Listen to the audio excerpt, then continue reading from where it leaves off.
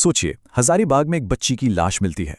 पहली नज़र में तो ये एक बेहद दर्दनाक और सीधी सादी हत्या का मामला लगता है। लेकिन जैसा कि हम देखेंगे, माँ के आंसुओं के पीछे एक ऐसा खौफनाक सच छिपा था जिसकी शायद किसी ने कल्पना भी नहीं की होगी। ये कहानी सिर्फ एक हत्या की नहीं है, बल्कि एक बहुत गहरे और परेशान कर देने वाले झूठ की है। तो चलिए इस पहेली को सुलझाते हैं। ये अपने आप में एक सवाल है ना? एक माँ अपनी ही बेटी के कत्ल की एफआईआर दर्ज कराती है, एक आरोपी का नाम तक बताती है, लेकिन जैसे जैसे पुलिस की जांच आगे बढ़ती है, शक की सुई घूमकर उसी माँ पर आ जाती है।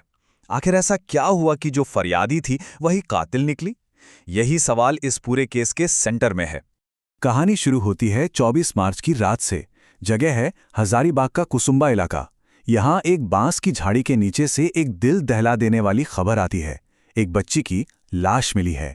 और बस इस एक खबर के साथ ही पूरे इलाके में डर और गुस्से की एक लहर सी दौड़ जाती है। पुलिस के लिए मामला शुरू में बिल्कुल सीधा लग रहा था। क्यों? क्योंकि पीड़ित की मां खुद सामने थी। उसकी उंगली एक शख्स की तरफ थी, धनेश्वर पासवान। तो मामला तो साफ था। एक मां इंसाफ मांग रही है और उसने कातिल का नाम भी बता दिया है। जांच की पहली सीढ़ी यहीं से शुरू हुई। और फिर फैलती है अफवाहों की आग। सोशल मीडिया पर बातें तैरने लगती हैं कि बच्ची की जीभ काट दी गई, आंखें निकाल ली गईं। ये बातें सच नहीं थीं, बिल्कुल झूठी थीं, लेकिन इन्होंने लोगों के गुस्से को भड़काने का काम किया। लोगों का गुस्सा सड़कों पर उबलने लगा और पुलिस पर जबरदस्त दबाव था कि वो कातिल को फौरन पकड़ें। लेकिन कहते हैं ना, सच ज्यादा देर छिपता नहीं। पुलिस ने जैसे ही सबूतों को बारीकी से देखना शुरू किया, मां की बताई कहानी बिखरने लगी। हर नया सबूत उस कहानी में एक नई दरार डाल रहा था। चलिए देखते हैं कि सच की पहली परतें कैसे खुलनी शुरू हुई। तो एक तरफ थी मां की कहानी और दूसरी तरफ थे ठंडे बेबाक सबूत, और दोनों में जमीन आसमान का फर्क था। सबसे पहला और सबसे बड़ा झटका लगा पोस्टमार्टम रिपोर्ट से। बच्ची के साथ कोई दुष्कर्म हुआ ही नहीं था। और दूसरा, जिस धनेश्वर पासवान पर आरोप था, वो तो घटना के वक्त सैकड़ों लोगों के साथ रामनवमी के जुलूस में था और इसके पक्के वीडियो सबूत भी थे। बस यहीं पर मां की पूरी कहानी ढह गई। तो यहां से पुलिस की जांच एक बिल्कुल नए मोड़ पर आ गई। अगर नामजद आरोपी बेकसूर है, अगर रेप की कहानी झूठी है, तो फिर इस हत्या के पीछे की असली वजह क्या थी और असली कातिल कौन था? अब मां की एफआईआर तो एक तरह से डेड एंड बन चुकी थी। पुलिस को सब कुछ भूलकर जीरो पर वापस आना पड़ा, यानी क्राइम सीन पर। अब भरोसा इंसानों की बातों पर नहीं, बल्कि बेजान सबूतों पर करना था।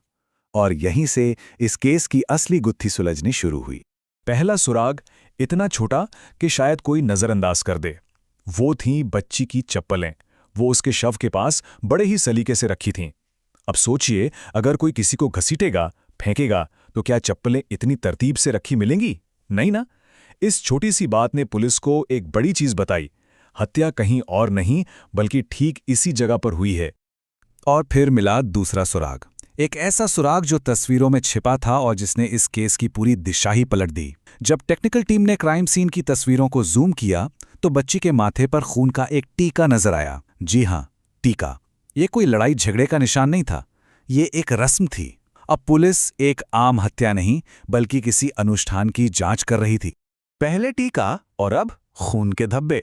घटनास्थल से बस कुछ ही दूर एक पूजा वाली जगह पर पुलिस को और खून मिला। अब तो तस्वीर लगभग साफ थी। यह हत्या किसी रस्म, किसी अनुष्ठान का ही हिस्सा थी। लेकिन सवाल वही था, किसने किया ये सब और आखिर क्यों? और इन सारे सुराहों को जोड़ने पर पुलिस एक नाम तक पहुंची, शांति देवी। इलाके की एक भक्तिन, या कह लीजिए एक तांत्रिक। आखिरकार पुलिस के पास एक ठोस संदिग्ध था।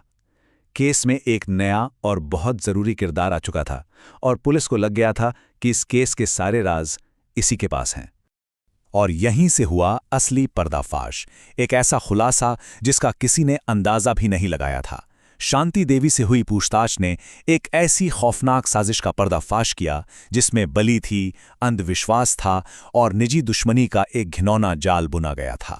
पुलिस अब जिस थ्योरी पर काम कर रही थी वो रोंगटे खड़े कर देने वाली थी। नरबली, यानी ह्यूमन सैक्रिफाइस। एक ऐसा अंधविश्वास जिसमें किसी की जान लेकर कोई मन्नत पूरी की जाती है। इस केस में एक बच्ची को किसी और की मन्नत के लिए बलि चढ़ा दिया गया था। तो इस साजिश के 3 मुख्य किरदार थे। पहली, तांत्रिक शांति देवी, जिसने बलि का रास्ता सुझाया।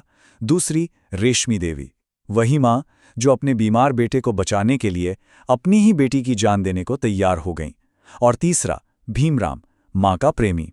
उसका मकसद तो डबल था, एक रेशमी की मदद करना और दूसरा इसी हत्या की आड़ में अपने जमीनी दुश्मन धनेश्वर पासवान को फंसा देना।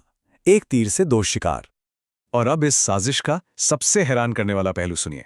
मतलब एक तरफ भीमराम खुद कातिल है और दूसरी तरफ वही शख्स कैमरे के सामने कातिल को फांसी दो के नारे लगा रहा है। वो दिन में पुलिस के साथ बैठकर केस की जानकारी लेता और रात के अंधेरे का सच उसी से शुरू होता था। कातिल खुद इंसाफ की मांग कर रहा था। इससे ज्यादा शातिर क्या हो सकता है?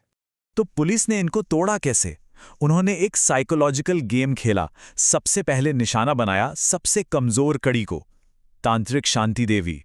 जैसे ही वो टूटी और उसने सब सच उगल दिया, पुलिस ने उसका कन्फेशन बाकी दोनों के सामने रख दिया। बस उनके झूठ की इमारत भी ढह गई और तीनों ने अपना गुनाह कबूल कर लिया। तो पुलिस के मुताबिक उस रात आखिर हुआ क्या था? माँ अपनी ही बेटी को उस जगह लेकर गई। वहां भीमराम ने उसका गला घोट दिया, ठीक वैसे ही जैसा पोस्टमार्टम रिपोर्ट में आया था। फिर रस्म पूरी करने के लिए पत्थर से सिर पर वार करके खून निकाला गया और उसी से माथे पर वही टीका लगाया गया जो पुलिस को तस्वीरों में मिला था। अब लगा कि चलो केस सॉल्व हो गया, गुनहगार पकड़े गए, कन्फेशन भी हो गया। लेकिन कहानी अभी खत्म नहीं हुई थी। कहानी में एक आखिरी और बहुत बड़ा ट्विस्ट आया, एक पॉलिटिकल ट्विस्ट। एक स्थानीय नेता ने सामने आकर पुलिस की पूरी थ्योरी को ही चुनौती डाली। इलाके की पूर्व विधायक अंबा प्रसाद सामने आई और उन्होंने कहा कि पुलिस की ये पूरी थ्योरी एक चंदा मामा की कहानी है, मतलब एक झूठी मनगढ़ंत कहानी। उन्होंने ये भी कहा कि वो जल्द ही इस पर और भी खुलासे करेंगी।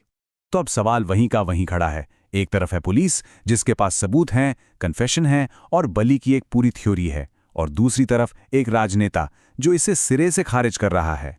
तो सच आखिर है क्या? क्या ये अंधविश्वास और दुश्मनी का एक खौफनाक खेल है जैसा पुलिस कहती है, या इस कहानी के पीछे भी कोई और कहानी है, कोई राजनीतिक साजिश? अक्सर जब किसी केस में सियासत की एंट्री होती है तो सच धुंधला पड़ जाता है। इस केस का पूरा सच क्या है, ये सवाल आज भी कायम है।